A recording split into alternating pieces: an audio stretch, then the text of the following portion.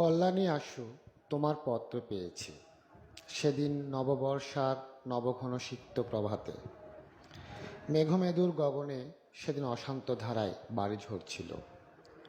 15 বছর আগে এমনই এক আষাঢ়, এমনই বাড়ি ধারায় প্লাবন নেমেছিল, তা তুমিও হয়তো স্মরণ করতে পারো।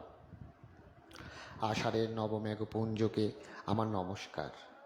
এই মেঘদূত বিরহী যক্ষের বাণী বহন করে নিয়ে গিয়েছিল কালিদাসের যুগে রেবা নদীর তীরে মালবিকার দেশে তার পিয়ার কাছে। এই মেঘপুঞ্জের আশীর্বাণে আমার জীবনে এনে দেয় চরম বেদনার সঞ্চার।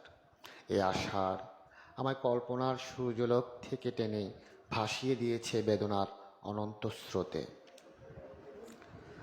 যাক, তোমার অনুযোগের অভিযোগের উত্তর দিই। তুমি বিশ্বাস করো, আমি যা লিখছি তা সত্য।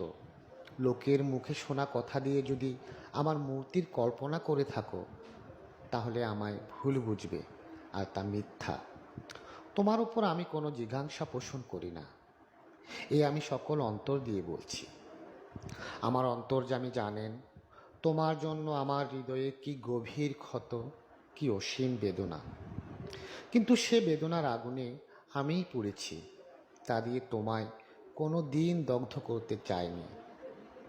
তুমি এই আগুনের পরশ মানিক না হলে আমি অগ্নিবীণা বাজাতে পারতাম না। আমি ধূমকেতুর বিস্ময় নিয়ে উদিত হতে পারতাম না।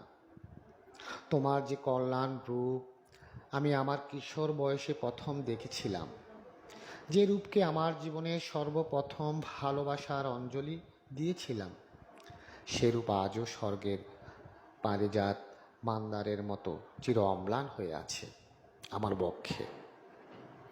অন্তরের সে আগুন বাইরের সে ফুলহারকে স্পর্শ করতে পারেনি। তুমি ভুলে যেও না, আমি কবি।